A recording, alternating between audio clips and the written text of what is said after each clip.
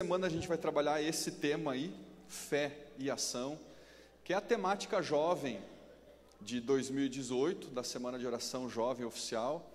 E eu quero perguntar aqui, quantos jovens tem aqui na igreja do Iguatemi? Levanta a mão assim, quero ver. Tem uns jovens meio passadinho, mas tem, né? Muito bem. Então você é meu convidado especial, todos os jovens dessa igreja, para nós estarmos juntos aí, para abrirmos a palavra. Amanhã, só um recadinho rápido, para não confundir, durante toda a semana o culto é às 8 horas, às 20 horas. Mas amanhã é às 19h30, então só para você não confundir, excepcionalmente domingo é às 19h30. Eu quero convidar você para você abrir sua Bíblia junto comigo, em Gênesis capítulo 13, livro dos começos, Gênesis, capítulo de número 13. E nós vamos ver aí, irmãos, através da história de Abraão, um grande exemplo de fé e ação. Como tem que ser pautada a vida de um cristão. Antes de ler o texto bíblico, feche seus olhos, vamos orar mais uma vez. Bondoso Deus e amado Pai, nós mais uma vez oramos a Ti, tendo a certeza, Senhor, de que o Teu Santo Espírito está conosco nesta manhã. Nos auxilia, Senhor, na leitura da Tua Palavra e nos faça entender os Teus caminhos e propósitos, em nome de Jesus, amém. Eu gostaria de ler com você um trecho da Bíblia, depois vamos para as considerações e depois para os testemunhos que eu gostaria de apresentar para você. Gênesis capítulo 13 diz assim a minha Bíblia, eu gostaria que você acompanhasse também. Saiu, pois, Abraão do Egito para Neguebe, ele e sua mulher e tudo quanto tinha, e, diz a Bíblia, e Ló com ele. Era Abraão muito rico, possuía gado, prata e ouro, fez as suas jornadas do Neguebe até Betel, até o lugar onde primeiro estivera a sua tenda, entre Betel e a cidade de Ai, até o lugar do altar que outrora tinha feito. Aí Abrão invocou o nome do Senhor, e o versículo 5 menciona mais uma vez, Ló ia com ele. Também tinha rebanhos, gado e ovelhas, e tendas. Versículo 6, e a terra não podia sustentá-los, para que habitassem juntos, porque eram muitos os seus bens, de sorte que não podiam habitar um na companhia do outro. Houve contenda entre os pastores do gado de Abraão e os pastores do gado de Ló. Nesse tempo, os cananeus e os ferezeus habitavam essa terra. Versículo 8, disse Abraão a Ló, não haja contenda entre mim e ti, e entre os meus pastores e os teus pastores, porque somos parentes chegados. Acaso não está diante de ti toda esta terra? Peço-te que te apartes de mim. Se fores para a esquerda, irei para a direita. Se fores para a direita, irei para a esquerda. Versículo 10, preste atenção.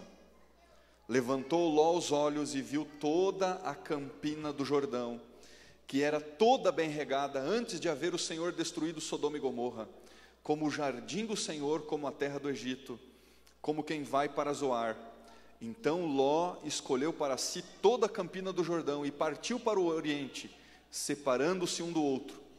Habitou Abrão na terra de Canaã, e Ló nas cidades da campina. E aqui tem um texto-chave que eu gostaria que você prestasse bastante atenção.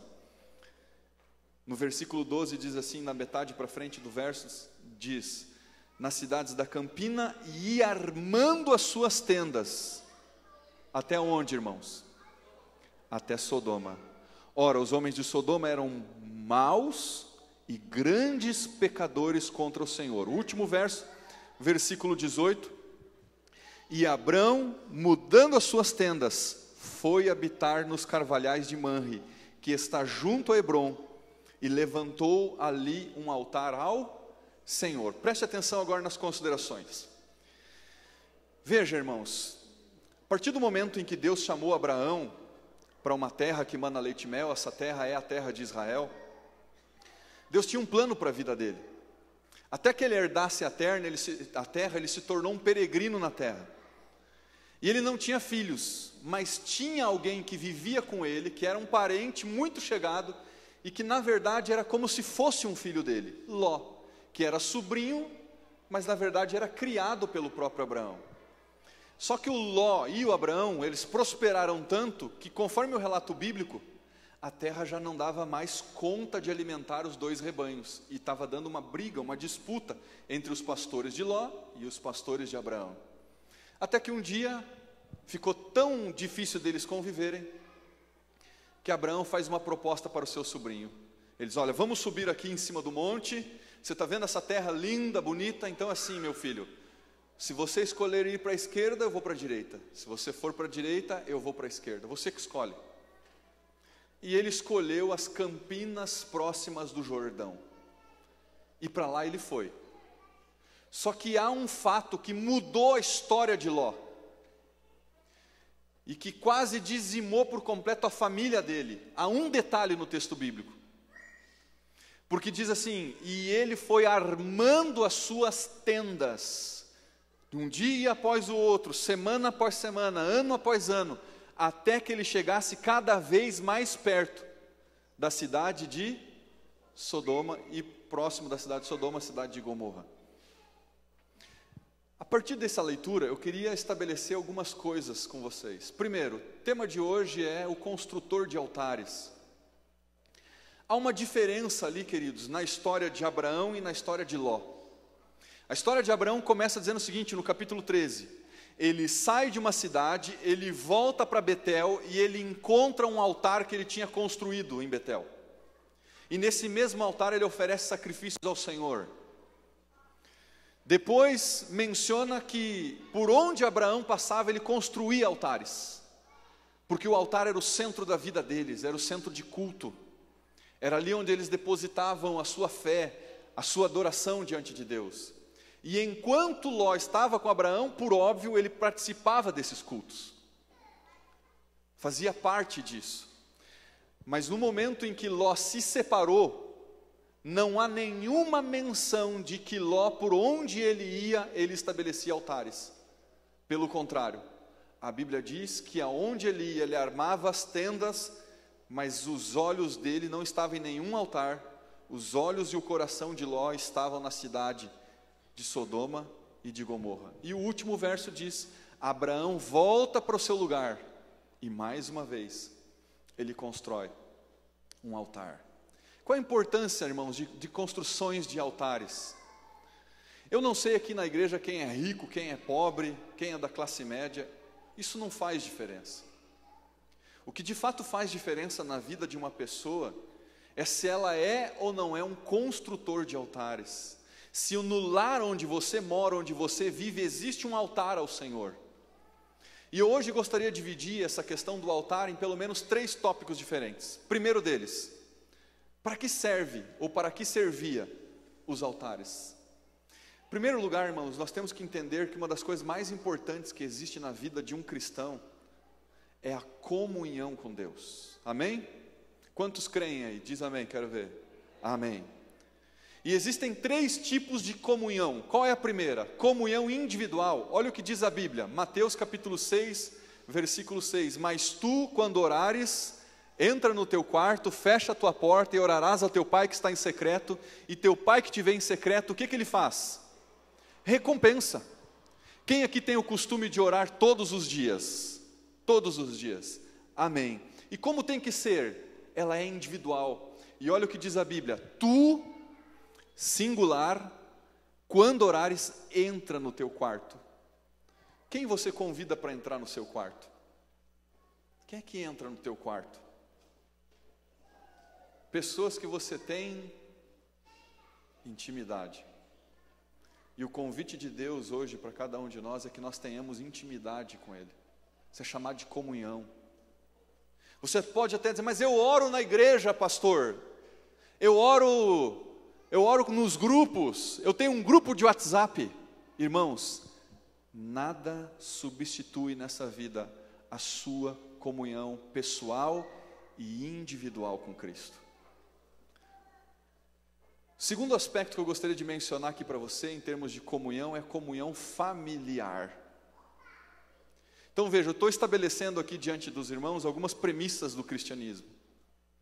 Você pode ser o melhor pregador, o melhor cantor, o melhor qualquer coisa nessa vida, mas se você não tem comunhão individual com Deus, eu vou dizer uma coisa para você: você não tem nada. Você não tem nada. Você perdeu tudo. Porque a comunhão individual, irmãos, ela é insubstituível. Nada nesse mundo substitui a nossa comunhão com Deus, amém? Mas, depois da nossa comunhão individual, você tem que entender que o principal tipo de comunhão que existe é a comunhão familiar. Olha o que diz Deuteronômio capítulo 6, de 6 a 7. Estas palavras que hoje te ordeno estarão aonde? Vocês estão conseguindo ler aí? No teu, e tu inculcarás a teus filhos, e delas falarás aonde, irmãos? Na tua casa. Um dia eu perguntei numa igreja onde eu estava pregando, perguntei assim: irmãos, onde vocês acham que é o lugar mais difícil de pregar? E aí uma irmã que tinha até vergonha para levantar a mão, ela disse assim: é aí onde o Senhor está. E eu queria dizer para os irmãos, aqui, prestem atenção, aqui é o lugar mais fácil que alguém tem para pregar. Porque aqui, daqui um pouquinho eu vou dizer: irmãos, vamos nos levantar e vamos orar. Todo mundo vai levantar. Aqui daqui um pouco talvez alguém vai dizer: vamos nos ajoelhar e orar. Todo mundo se ajoelha e ora. Vamos cantar. Todo mundo canta. Aqui é muito fácil, irmãos. Aqui você faz um curso de retórica, aprende algumas palavras daqui, outras palavras dali, como se portar, como gesticular, o que a gente chama de homilética, e você vai pregar. Aqui, se você colocar um papagaio, ele prega e enche a igreja. Imagina um papagaio que prega. Se você colocar uma mula, como a mula de Balaão, imagina, próximo sábado uma mula vai pregar. Faltariam lugares para ver e assistir uma mula pregando, imagina? E tem gente que coloca como prioridade na sua vida o pregar numa igreja, ou pregar numa grande igreja, pregar para grandes plateias. Queridos, o principal púlpito que alguém, um cristão, um filho de Deus pode ter, é na sala da sua casa, diante dos seus filhos, diante da sua família. Porque lá existe o maior detector de hipocrisia que existe, chamado filhos.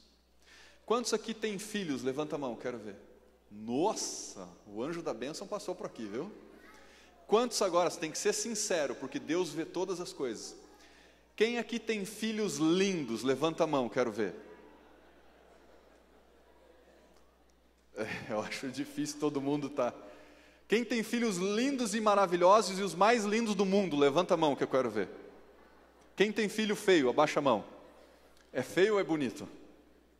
Os nossos filhos, eles sempre vão ser os mais lindos. E é no nosso lar que é o principal púlpito que nós temos para pregar. Por isso diz: estas palavras que hoje te ordeno estarão no teu coração, e tu falarás a teus filhos assentado em tua casa.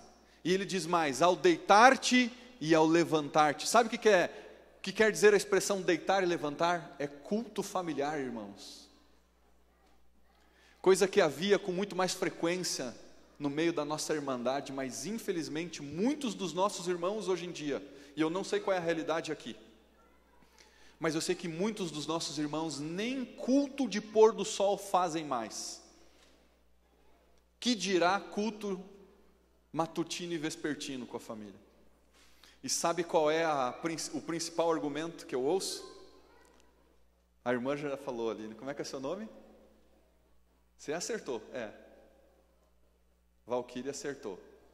As pessoas dizem que é falta de tempo. Quanto tempo gastaríamos, irmãos, para fazer um culto familiar? 5, 10, 15, depende, né? Olha esse próximo texto aqui, eu gosto muito desse texto, é Jó 1:5. Chamava Jó os seus filhos e os santificava, levantava-se de madrugada e oferecia o holocausto segundo o número de todos eles, pois dizia: Talvez tenham pecados os meus filhos e blasfemado contra Deus em seu coração. Assim fazia Jó continuamente, todos os dias, de madrugada. Ele reunia a família, reunia os filhos. E qual era a base, o centro da vida dele? O altar. O altar da família, onde ele intercedia pelos seus filhos. Olha o que diz Ellen White. Eu não sei se vocês vão conseguir ler, mas eu vou ler aí. Quantos conseguem ler essas letrinhas pequenas aí? Uau, vocês estão bem de visão, hein? Olha o que ela diz no livro Patriarcas e Profetas 143 e 144. Eu vou ler e você acompanha. Parece que ela está lendo o que está acontecendo com a maior parte da igreja no mundo e no Brasil. Olha o que ela diz. Em muitos lares, a oração é o que, irmãos? Negligenciada. Onde? Nos lares. Ah, mas tem na igreja. Mas onde é a ênfase? Lares. A oração é negligenciada. Os pais entendem, irmã Valquíria, parabéns, olha só, que não possuem tempo para o culto da manhã e da noite. Saem para o trabalho como o boi ou o cavalo, sem um pensamento de Deus ou do céu. Que o pai, como sacerdote da casa, deponha sobre o altar de Deus o sacrifício da manhã e da tarde, enquanto a esposa e filhos se unem em oração e louvor. Em uma casa tal, Jesus gostará de demorar-se. Destes lares, as orações matutinas e vespertinas sobem a Deus como incenso suave, e suas misericórdias e bênçãos descem sobre os suplicantes, como o orvalho da manhã. Será que há algum boi ou um cavalo aqui entre nós? Como você tem saído pela manhã? Ah, mas pastor, eu tenho muito o que fazer, eu não vou ter tempo. Amanhã eu faço. Eles vão fazer na escola, lá na escola onde eles estudam, tem a meditação, o professor faz. Queridos, nada substitui o culto familiar. Não saia de casa, como disse Ellen White, como um boi ou um cavalo, porque eles saem para trabalhar sem um pensamento de Deus. Martinho Lutero certa vez escreveu: quanto mais tarefas eu tiver num dia para resolver, nesse mesmo dia é o dia em que mais eu vou me demorar em oração. E muitos fazem exatamente o contrário. Quanto maior é a tarefa do dia, menos estudam a Bíblia, menos estudam a lição, menos oram, menos cantam, menos louvam. Terceiro tipo de comunhão que eu gostaria de mencionar aqui para vocês, que não é tão de menor importância quanto o outro, mas é uma questão de prioridade. A primeira prioridade nossa é nós, pessoalmente, termos comunhão com Deus. Segunda prioridade de um cristão é santificar seus filhos, sua casa, sua esposa, seu marido, através da oração. E a terceira, não menos importante, mas seguindo uma linha, é a comunhão coletiva. E olha o que diz Hebreus 10, 25, eu vou ler aqui para os irmãos, diz assim: não deixemos de congregar-nos como é o costume de alguns, antes façamos admoestações, tanto mais quando vedes que o dia, com letra maiúscula, dia da volta de Jesus se aproxima. Quantos dos irmãos aqui da igreja de Iguatemi creem de coração que em breve Jesus vai voltar? Levanta a mão e diz amém.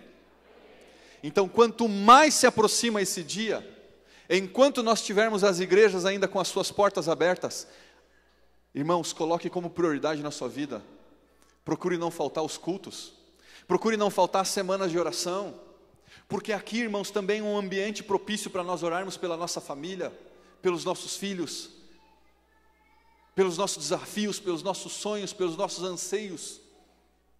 Venha para a igreja. Tem gente que por qualquer coisa não vem à igreja.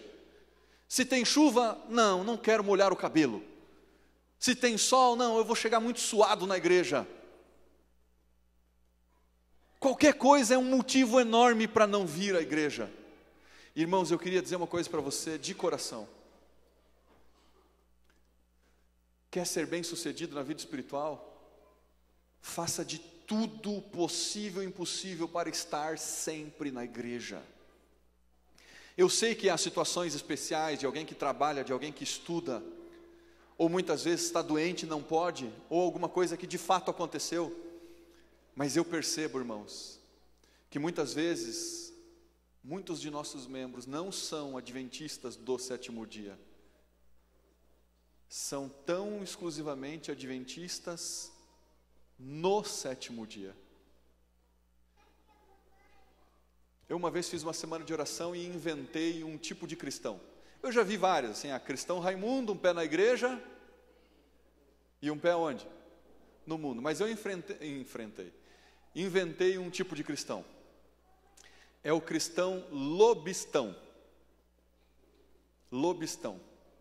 Alguém lembra da história do lobo mau? Ou do lobisomem, perdão. Vocês lembram dessa história, né? Uma lenda, não existe, é uma história.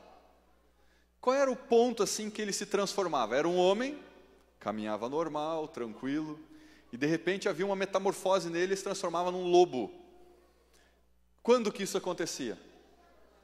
Quando o relógio batia meia-noite na lua cheia. E qual era a evidência de que ele começou a se transformar? Havia um som. Ninguém lembra da história, só eu, né? Um uivo, não era isso?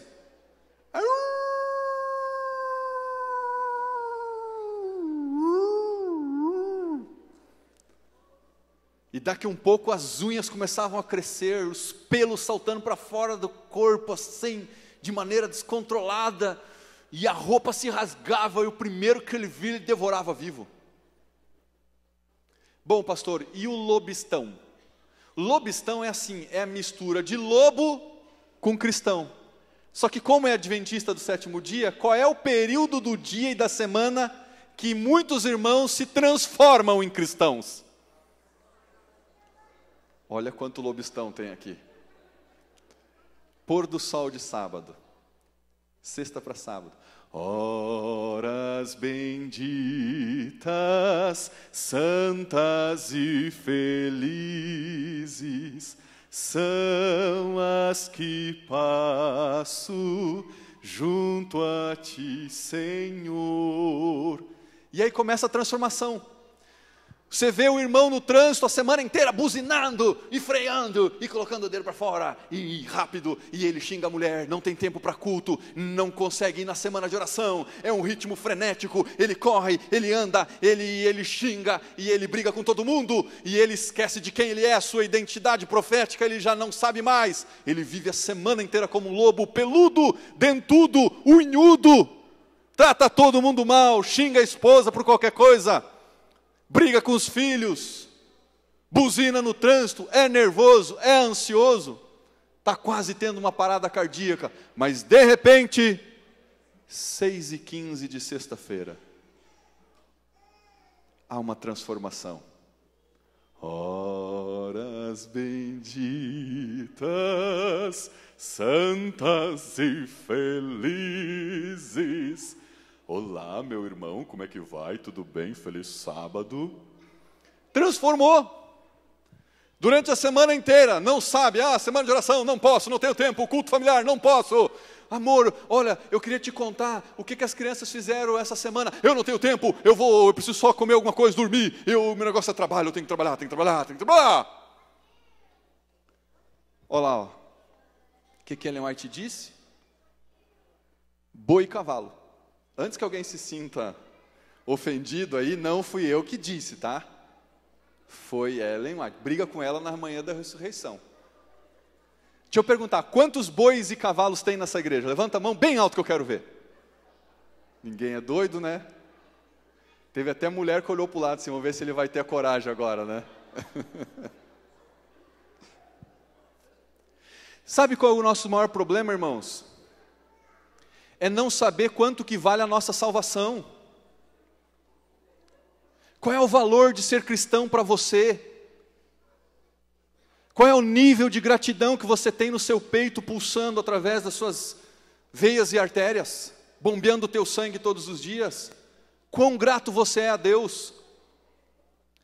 Eu percebo que o nosso maior problema, irmãos e irmãs, de coração eu vos falo, que a maioria dos irmãos já não tem mais o mesmo sentimento que tinha por Jesus. Olha o que diz Apocalipse: conselho-te que voltes para o primeiro. Lembra quando você queria vir à igreja? Lembra quando você queria cantar? Lembra que você queria estudar? Lembra que você queria ler a Bíblia todos os dias? Você falava de Jesus assentado para os teus filhos? O que houve? Onde está aquele homem, aquela mulher que amava as histórias da Bíblia? Que gostava de ouvir hinos, louvores? Que gostava de pegar sua Bíblia e poder dar um estudo bíblico para uma pessoa? Ou talvez trazer alguém para uma semana de oração? Onde está? O valor diminuiu. Deixa eu perguntar uma coisa para você. Vocês lembram quando sequestraram a filha do Silvio Santos, há mais ou menos uns 15 anos atrás? Só eu lembro disso. Acho que era a Patrícia, não era? Era a Patrícia? Patrícia Bravanel, muito obrigado pela lembrança. Quantos lembram dessa notícia? Sequestraram ela e sabe quanto que pediram de resgate para o Silvio Santos? R$1 milhão. Agora, o que me chama a atenção nessa história? É que o Silvio Santos, irmãos, o cara é tão apegado a dinheiro, que ele tentou negociar o valor do resgate. O que é 1 milhão para o Silvio Santos?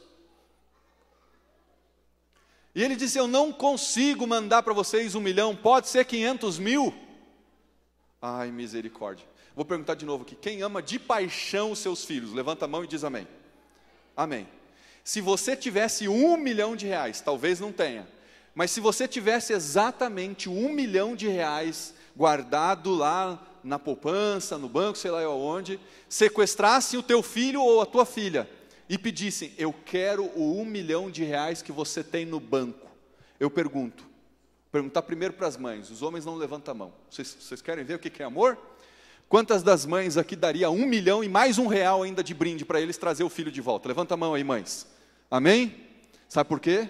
Porque vocês amam demais seus filhos. Na verdade, a maioria de vocês, mães, daria os próprios órgãos vitais, se caso fosse necessário, para salvar a vida dos filhos. Sim ou não? Porque é o amor que você tem por eles. Agora, quantas mulheres casadas tem aqui na igreja? Levanta a mão. Se sequestrasse o teu marido, você daria R$1 milhão para trazer ele de volta?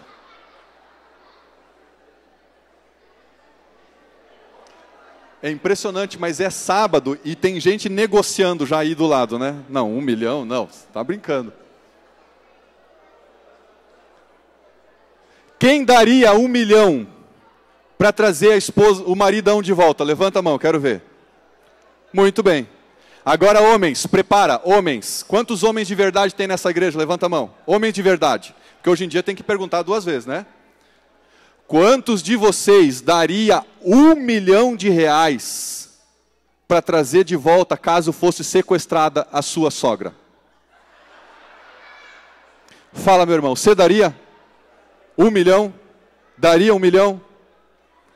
Que bom, eu estou feliz com a igreja aqui, porque na última igreja que eu perguntei isso, lá em Salvador, me disseram assim: pastor, eu daria 1 milhão, mas para eles levar embora e não trazer nunca mais. Você percebe? O amor pelos nossos filhos nos faz dar tudo o que nós temos, entregar o coração, entregar a nossa vida. E o nosso amor por Jesus nos leva a fazer o quê, irmãos? O quanto você ama o Senhor Jesus Cristo e a sua mensagem. Olha o Salmo 122, versículo 1. Vocês todos conhecem de cor esse texto, né? Olha o que Davi disse: alegrei-me quando me disseram, vamos aonde? Qual é o sentimento que tem que imperar no meu e no teu coração, ao vir uma igreja, ao frequentar os cultos da igreja? Alegria. Mas qual é o problema? Muitos irmãos, ao invés de pregarem o evangelho, eles despregam o evangelho. Através do seu semblante, através da sua face, através da sua emoção. Aí alguém pergunta no domingo à noite: onde que você vai? Eu vou na igreja. O que você vai fazer lá? Eu vou lá porque veio um pregador lá da Central de Canoas. E olha, eu quero dizer uma coisa para você: vai junto comigo, porque Jesus vai mudar a tua vida. Aí o vizinho olha assim: eu não, miserável, não mudou a tua, vai mudar a minha? É por isso que Davi dizia: alegrei, fiquei feliz quando me disseram: o que vai ter na igreja? Semana de oração. Vamos na igreja. Eu fico feliz, meus filhos ficam felizes. Queria falar aqui, cadê a irmã da escola sabatina? Está aí? Tinham apresentado ela ali? Está por aí. Mas escola sabatina, olha o que Ellen White fala sobre a importância da escola sabatina. Conselho sobre escola sabatina, página 10. Tenho profundo interesse pelas nossas escolas sabatinas através do mundo, pois creio que são um instrumento de Deus para a educação de nossos jovens nas verdades da Bíblia. A escola sabatina deve ser um dos maiores instrumentos e o mais eficaz em levar almas para Cristo. Tenha prazer, irmãos, de vir na igreja e de preferência na escola sabatina. Tenha sua lição, assine ela, assine para os seus filhos, coloque o maná, o pão da vida, nas mãos dos seus filhos. É tão barato, mas parece que custa tão caro. Comunhão, irmãos, individual, eu amo a palavra. Segundo ponto, eu levo a palavra para a família. Terceiro ponto, eu trago a família para a igreja. Não inverta a ordem das coisas. Eu tentei achar na internet uma imagem de Ló, mas não consegui. Eu acho que nem sei, alguém me falou aí que é um ator esse camarada aí, né? Mas eu botei lá no Google e coloquei lá: Ló armando suas tendas, e apareceu esse negócio aí, então não sei quem é, então já estou dando aqui a fonte. Mas veja, irmãos, qual foi o grande problema da vida de Ló? Não foi se separar de Abraão, mas não fazer aquilo que ele aprendeu vendo o tio fazer, aonde ele ia todos os dias, erigindo altares, louvando a Deus, pregando e abrindo a palavra de Deus, falando do céu e fazendo com que toda a família, com que todo aquele imenso clã saísse de casa não como um boi ou um cavalo, mas com um pensamento de Deus no coração. E qual foi o problema desse sujeito? Que quando ele saiu da presença do tio, foi como se houvesse uma libertação da vida dele. Outro dia vi um discurso, era um debate entre um criacionista com um ateísta. E aí o debatedor perguntou: tá, mas aí me diga, por que você se tornou um ateísta? Você nasceu ateu? Ele disse: não, eu fui criado num lar cristão. Então o que é o ateísmo para você? Ateísmo para mim é a libertação. Porque antes eu fui ensinado que eu não posso isso, eu não posso aquilo, eu não posso aquele outro, e hoje eu posso tudo, eu posso fazer, eu sou feliz, porque não tem ninguém me regendo a minha vida, não tem ninguém cuidando daquilo que eu faço ou deixo de fazer. Então eu sou feliz sendo ateu, porque eu vivo a vida livre. Sabe quem é que era ateu? Depois dizem que se converteu. Um lutador de boxe chamado Muhammad Ali, que era chamado Cassius Clay.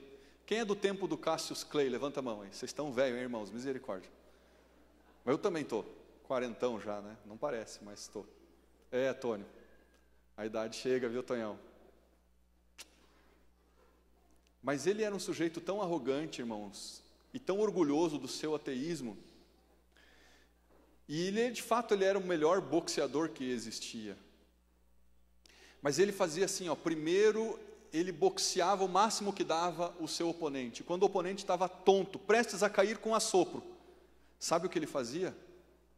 Ele começava a dançar na frente do oponente, e depois ele dava um soco e ele caía e ele dançava de novo.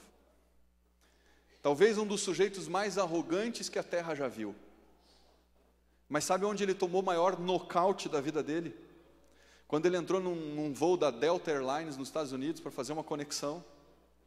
E como era uma conexão rápida, ele pensou: eu não vou colocar cinto de segurança. E a aeromoça deu as instruções: senhoras e senhores passageiros, nesse momento nós vamos passar por uma área de turbulência, por favor, afivele os seus cintos. E depois que ela falou, ela mesma passou pelos bancos e foi conferindo. Por gentileza, senhora, coloque o seu cinto, afivele o seu cinto, pode apertar o cinto, por gentileza. Até que chegou nesse boxeador. Olhou para ele e ele sem cinto, bem esticado na poltrona, e disse: senhor, por gentileza, o senhor coloca o seu cinto, nós vamos passar por uma área de turbulência. Olha o que ele disse para ela: super-homem não precisa de cinto de segurança. E a aeromoça, eu admiro a aeromoça, não sei se tem alguma aqui, mas é uma educação assim, uma chiqueza, né? E ela olhou para ele e disse assim: tudo bem, Senhor, mas também devo lhe dizer que super-homem não precisa de avião. Por favor, afivele o seu cinto. Sabe até quando alguém é ateu? Até o momento que as coisas da vida começam a acontecer. Vai o piloto da aeronave e diz assim: gente, vai cair. No que ele vai se agarrar? Meu Deus! Ah, agora tem Deus. Mas só que esse nosso amigo esqueceu daquilo que ele jamais poderia esquecer, dos cultos com o tio. Porque o capítulo 13 menciona, Abraão voltou para Betel, fez um altar. No final do capítulo diz, depois de despedido o seu sobrinho, ele volta para a cidade, de novo fez um altar, consagra a família, bênção de Deus, prioridade, o espiritual acima de qualquer outra coisa.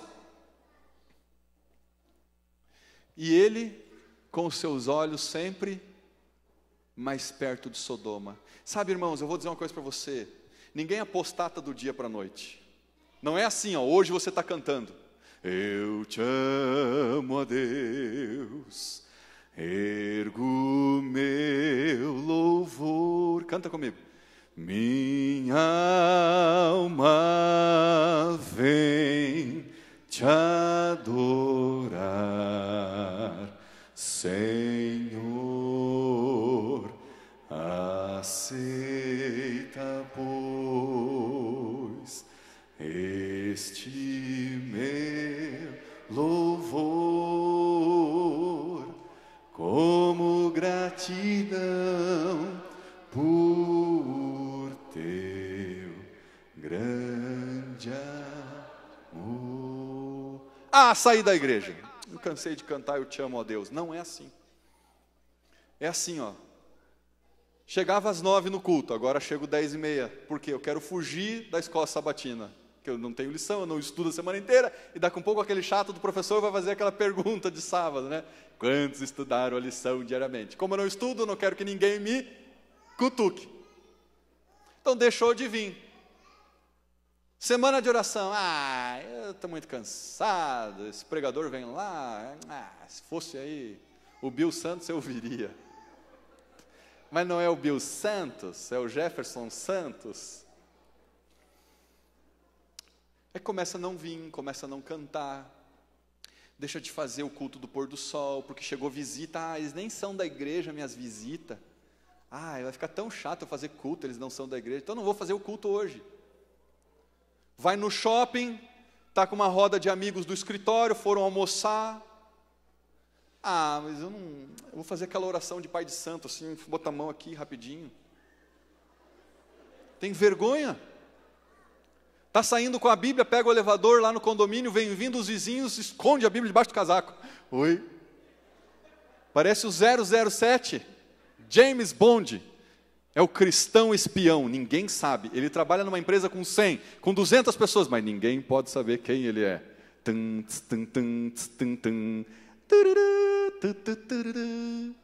Não conta para ninguém que eu guardo sábado. Não fala para ninguém. É um espião. Através da vida, ele tem vergonha de mostrar que a base da vida dele é um altar erigido ao Senhor todos os dias. Queridos, se alguém tem que ter vergonha, é os incircuncisos que comem sem agradecer a Deus. Se alguém tem que ter vergonha, são os incircuncisos e filisteus que passam semanas e não vão para a igreja louvar o nome do Senhor, que não acordam pela manhã e não dizem obrigado a Deus por mais um dia. Eu queria incentivá-los, dar um exemplo. Eu não sou exemplo para ninguém, mas nesse ponto eu queria dar um exemplo para vocês. Eu tenho 2 aplicativos na primeira página do meu smartphone. O primeiro deles, lição da escola sabatina. O segundo, reavivados por sua palavra. Então como é que eu faço todos os dias quando eu acordo? É assim, eu acordo, olho, estou vivo, meu Deus, muito obrigado. O que eu faço? Não saio da cama, fecho os olhos, agradeço, oro. Pego o meu celular e não abro em hipótese alguma WhatsApp, Facebook, Twitter e qualquer outra coisa. Primeira coisa, antes de falar e ouvir qualquer outra coisa, eu quero ouvir a voz de Deus. E eu abro o Reavivados. E hoje, o Reavivados de hoje, por exemplo, foi Apocalipse capítulo 2. Vocês leram? Lindo texto, né? E estudo também a lição da escola sabatina. Primeiro Reavivados, lição da escola sabatina, eu levo mais ou menos aí uns 10, 15 minutos nisso. E já caio da cama de joelhos lá da cama e agradeço. Só depois, irmãos, eu penso em fazer qualquer outra coisa. Mas tem muita gente que sai como Ló, pensando só nas coisas que Sodoma pode dar. E aí esquece que a vida é feita de prova. E qual é a melhor maneira de você passar numa prova? De passar no vestibular? É você estar devidamente preparado. Eu sou pastor há 7 anos, estou completando 7 anos. Dos 7, 5 deles na Igreja Central de Canoas, os irmãos estão que não me aguentam mais. Orem pelos irmãos da Central de Canoas, viu, Tossim? Inclusive, dia 10 de novembro, vocês estão convidados para a reinauguração da igreja, que nós estamos reformando ela, ela vai ficar linda e maravilhosa, amém? Mas, um dia, irmãos, Jesus colocou um sonho tremendo no meu coração, de servir essa igreja maravilhosa, da qual você e eu fazemos parte. Onde eu trabalhava? Eu trabalhava na refinaria Alberto Pasqualini de Canoas. Nós não tínhamos muito tempo de casamento, Larissa era bem pequenininha, minha filha. E aí então, o pastor Valmir, que era o pastor da época, Jeff, está todo mundo dizendo que você tem que ser pastor, eu acho que você tem que ser pastor, vai ser pastor, vai ser pastor, vai ser pastor. Todo mundo dizendo, e os irmãos diziam, ele fala como pastor, ele prega como pastor, ele age como pastor. E um dia eu inventei de orar, e Deus, é isso que o Senhor quer para a minha vida? E Deus disse, é. E na semana que Deus disse eu estava para assinar um contrato, eu ia comprar uma casa na avenida principal da minha cidade, o contrato já estava pronto, a entrada já estava lá, o contrato estava tudo feito. E nesse inteirinho, Deus chamando para fazer teologia. E eu larguei um emprego onde eu ganhava muito bem, obrigado, bem mais do que os pastores da igreja adventista. Minha esposa trabalhava num escritório bem conceituado de contabilidade. Um casal jovem, com tudo pela frente ali, para viver uma vida tranquila. E na verdade eu estava começando a minha caminhada assim, financeira, sabe? A única coisa que eu tinha era um carro. Sabe que carro era? Um Fiat Uno. Quem já teve um Fiat Uno aí? Levanta a mão. É bom ou não é? É duro que é um cabrito, mas é bom. E eu disse para minha esposa, então vamos, passamos o vestibular, faltava uma semana para nós irmos para São Paulo, lá para o NASP. E aí, no último ano meu, na minha igreja, eu gostava muito de dar estudos bíblicos, eu era o diretor missionário da minha igreja. E em um ano, naquele último ano, nossa igreja batizou 40 e tantas pessoas, uma igreja pequena, louvado seja Deus. E era o último batismo. E o pastor, que na época era o pastor Samuel Camilo, alguém conhece Samuel Camilo? Carecão lá, nosso amigo. Ele disse assim, Jefferson, me quebra um galho, fica na porta despedindo as pessoas aí e tal. E onde nós estávamos? No auditório da escola de esteio, no 4º andar. E eu tinha estacionado o meu carro em frente lá, o auditório, pertinho da esquina ali mais ou menos. E eu fiquei lá despedindo as pessoas. E a minha esposa, amor, nós não vamos embora? Eu disse, não, amor, a gente já vai. Mas é que o pastor pediu para mim despedir as pessoas aqui, que ele está resolvendo outras coisas. Eu já vou, amor, faz o seguinte, pega a chave do carro, abre o carro porque está calor e vai levando as nossas visitas para dentro do carro. Ela disse, tá bom. Ela foi, desceu as escadarias, deu 2 ou 3 minutos, a mulher voltou branca que era um papel. Amor, aonde tu deixou o carro? Tá, onde é que eu deixei o carro? Debaixo da árvore, perto do açougue, próximo da esquina. Não está mais. Gente do céu. Alguém já teve carro roubado aí? Furtado? Você sabe aquela emoção, né, de você chegar e... Eu até cheguei a me perguntar, meu Deus, será que eu deixei mesmo aqui? Porque às vezes a gente anda numa correria tão grande, né? Outro dia um irmão esqueceu o carro no supermercado e chegou em casa a pé. Lá em Canoas. Está tão atucanado, pobre do homem. E a mulher olhou para ele, cadê o carro? Que carro? O nosso carro? Deixa lá no supermercado. Ele veio a pé.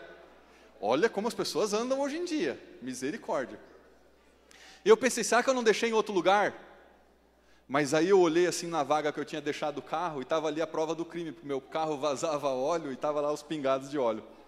Estava ali a prova do crime. Levaram o meu carro. E nisso começou a chegar os irmãos. E eu me lembro que veio um dos anciãos lá, amigo nosso, e disse assim, irmão Jefferson, isto é uma provação. E eu olhei para ele, não, irmão, é só uma brincadeira. Claro que é uma provação. E aquele, irmãos, foi um sábado assim, puxa vida, olha só, no sábado, né? Tudo isso num sábado. E detalhe, faltando uma semana para o caminhão da mudança chegar e levar as nossas coisas para o NASP. E era o único bem material que eu tinha, e na minha pouca fé eu pensava assim, ó, olha só, eu com família, com esposa, com filhos, com a filha, se eu não consigo emprego, se as coisas apertam, o que eu vendo? O carro, o Fristrick. E roubaram justamente o meu Fristrick. Até lembrei daquela música dos alemães, lembra? Não, vocês não lembram, né? Ai, ai, ai, roubaram o meu? Roubaram. Só que deixa eu contar uma coisa para você, deixa eu rebobinar a fita aqui. Alguém chegou a conhecer o pastor Adilson Barros? O negão mais simpático que eu já vi na face da terra. O Adilson Barros, ele foi fazer teologia junto comigo. Mas antes de fazer teologia, ele era obreiro bíblico do distrito onde eu era membro. E o Adilson, ele ia casar com a Fernanda, eles estavam com a data do casamento marcada. E você sabe que salário de obreiro bíblico, misericórdia, é pela fé, literalmente. E o Adilson, ele estava se despedindo da igreja central de Esteio, e um dia convidaram ele para fazer oração lá na frente. E ele foi orar e orou, e o sapato dele estava tão desgastado, irmãos, de tanto trabalhar para Jesus, que havia um buraco enorme embaixo da sola de cada um dos dois sapatos dele. E um irmão incircunciso, orando de olho aberto, viu, olha lá,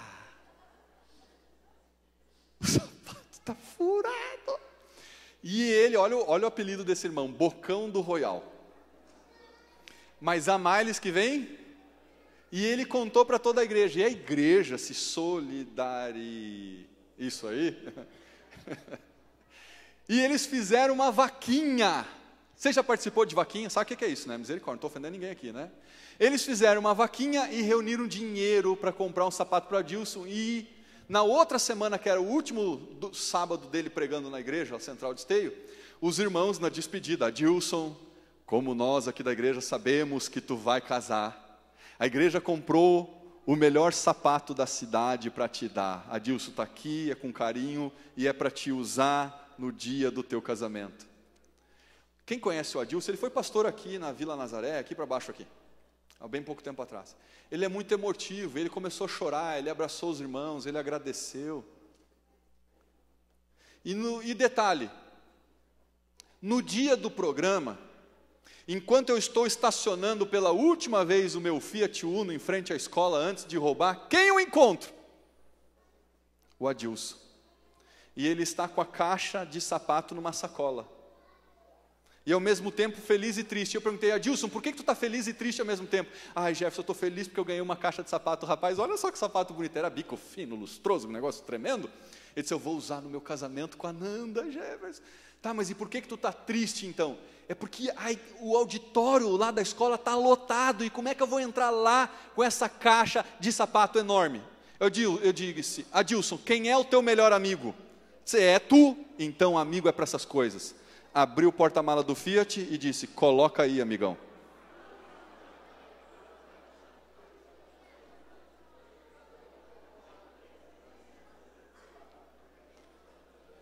Levaram o carro. E levaram o sapato do Adilson. Eu fui na delegacia, não almocei, falei para você, foi um sábado assim bem atípico. Fui na delegacia, não almocei, depois tinha outros compromissos à tarde, mas eu não consegui, estava bem chateado mesmo. A gente fica, né, irmãos? Não somos sadomasoquistas, a gente se entristece quando coisas erradas acontecem na nossa vida. Mas eu fui para casa, e aí começou a chegar irmãos lá em casa, que eu era muito conhecido, gostava de pregar pelas igrejas. Vinha irmão de Sapucaia, de Canoas, me visitar. Ô, Jefferson, viemos orar contigo, para que Deus te dê forças. Você vai para o NASP semana que vem, mas olha, aconteça o que acontecer, saiba, Deus está contigo. 5:30 da tarde, quem aparece lá em casa? Como é que vocês sabem? Vocês são vidente? O Adilson. E eu não conseguia falar, eu não queria falar para ele. Parecia assim, Jó e os seus 3 amigos ficaram uma semana ali sem falar nada, um olhando para a cara do outro. E aí ele sentou, tal. Ele só falou assim para mim, pois é, né, Jefferson? Vocês estão rindo porque não é vocês, né? E daqui a pouco ele disse assim, posso orar? Eu disse, claro, Adilson. Estava eu, Marilise, o Adilson e mais alguns irmãos ali. E olha a oração do pastor Adilson, que na época não era pastor. Deus, oh meu Deus, ele já começou a se emocionar no segundo Deus. Deus, roubaram o carro do irmão Jefferson. Eu sei que tu é Deus no céu e na terra. Então, Deus, eu te peço, meu Deus, traz o carro do Jefferson de volta. Mas se o Senhor lembrar, Senhor, traz também o meu sapatinho. Quando ele falou isso, irmãos, nós paramos a oração, não deu para aguentar, todo mundo riu.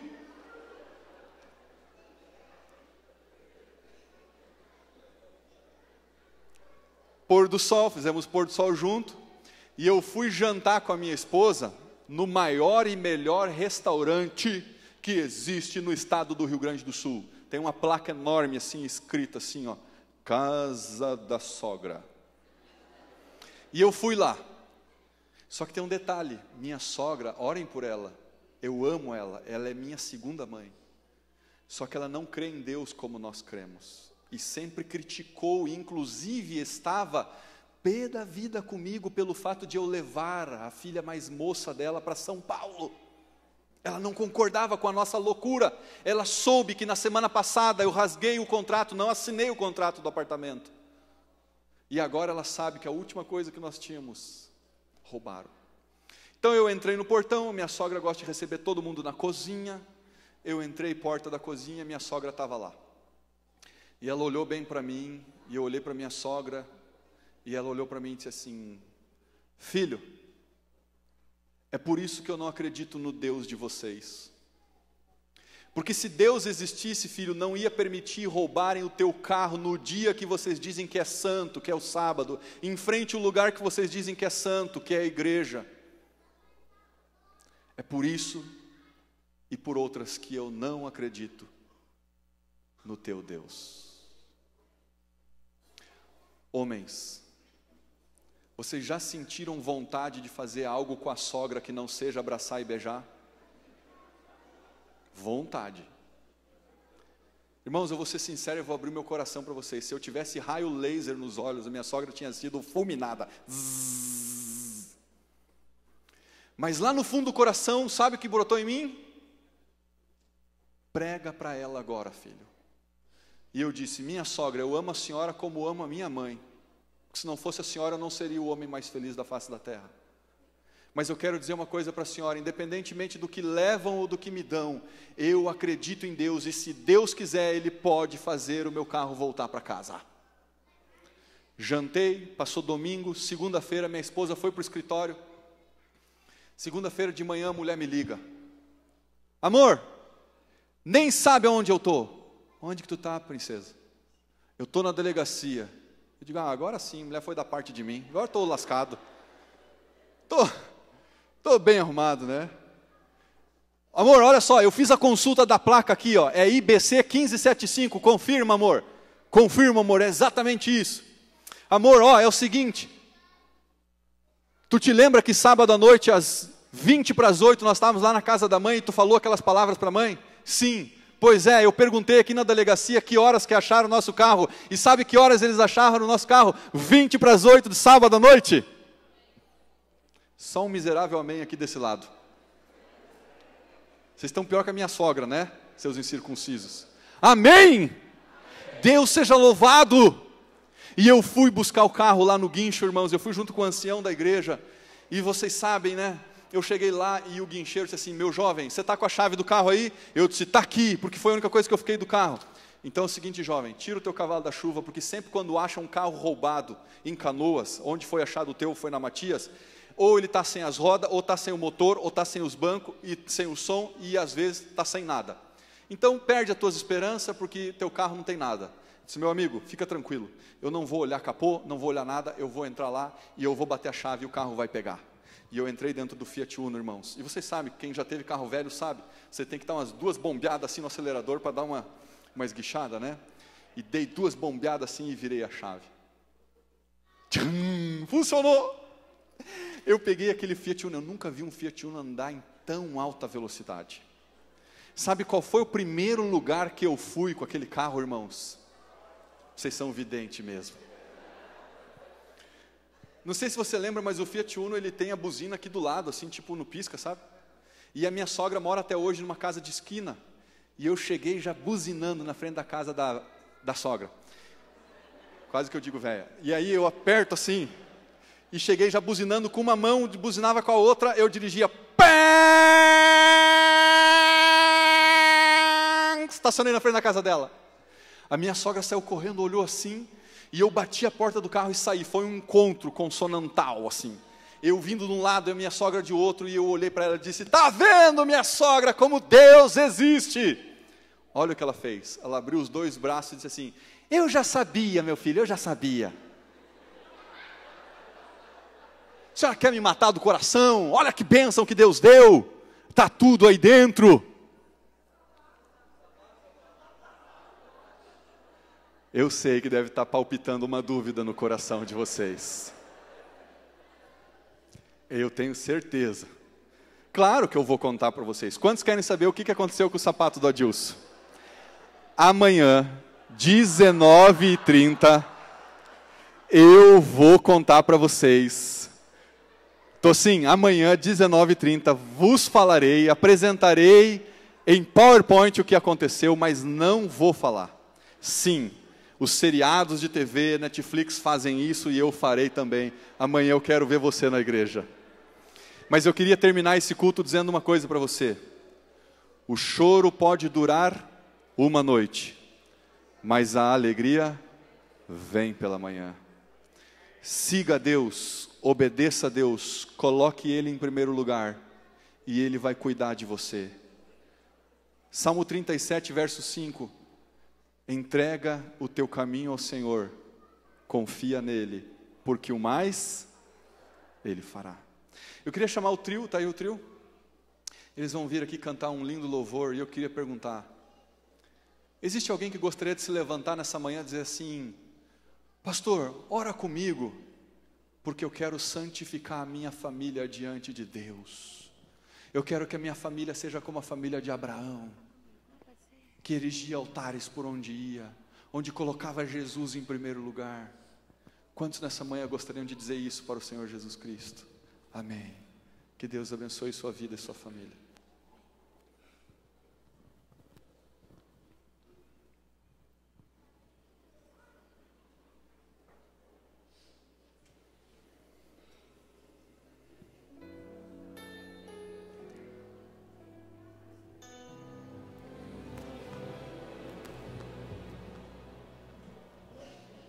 Pai, preciso te falar, contar o meu sofrer, o que está em meu coração, Senhor.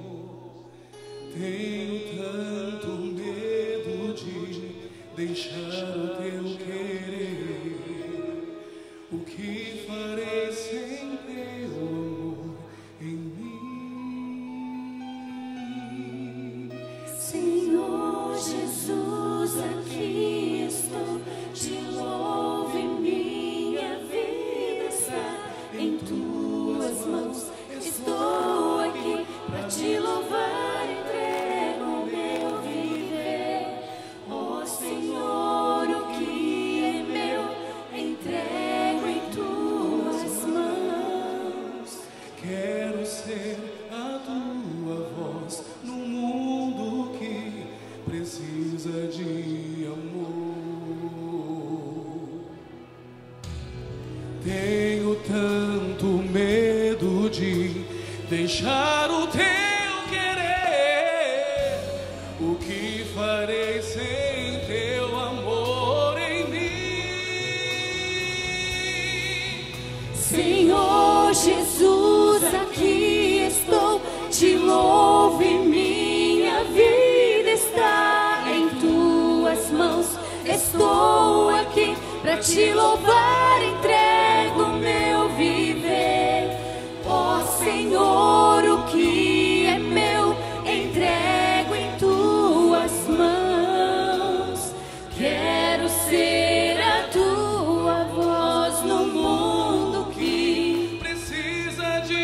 Amor, te entrego o que sou, te entrego o meu ser, o meu coração, o meu caminhar, pra sempre sou teu. Sou teu, Jesus, aqui estou, te louvo e minha vida está em tuas mãos. Estou aqui pra te louvar, entrego meu viver. Ó Senhor, o que é meu, entrego em tuas mãos. quero ser a tua voz no mundo que precisa de Senhor Jesus, aqui estou, te louvo e minha vida está em tuas mãos. Estou aqui pra te louvar, entrego meu viver. Ó Senhor, o que é meu, entrego em tuas mãos. Quero ser a tua voz no mundo que precisa de Ó Senhor, o que é meu, entrego em tuas mãos. Quero ser a tua voz no mundo que precisa de amor. Amém? Vamos nos levantar? Vamos orar. Querido Pai Celestial, nosso anseio, nosso desejo nessa manhã, Senhor, é que o Senhor derrame chuvas e chuvas de bênçãos sobre cada um dos nossos irmãos. Se tem alguém aqui, Senhor Deus, talvez pensando em desistir dos teus caminhos, que o Senhor segure firme a mão deste irmão, desta irmã, desse pai de família, dessa mãe de família, e não permita, Senhor, que ninguém se perca pelas estradas desta vida. Que a cada dia do nosso viver, Senhor Deus, possamos ter um cântico no coração, possamos ter a Tua palavra na nossa mente, possamos ter um pensamento do céu, porque os nossos filhos vão ver as nossas atitudes. E o nosso grande desejo é abraçar Jesus quando Ele voltar. Toma-nos em Teus braços, nos ajude, Senhor, em nossa caminhada cristã. Abençoa, protege, guarda. E ajude-nos, porque nessa semana tomaremos muitas decisões ao Teu lado. Nos despeça com a Tua paz, em nome de Jesus. Amém. Dê um abraço em quem está do seu lado e diga assim: juntos chegaremos no céu. Que Deus abençoe vocês e até amanhã, se Deus quiser.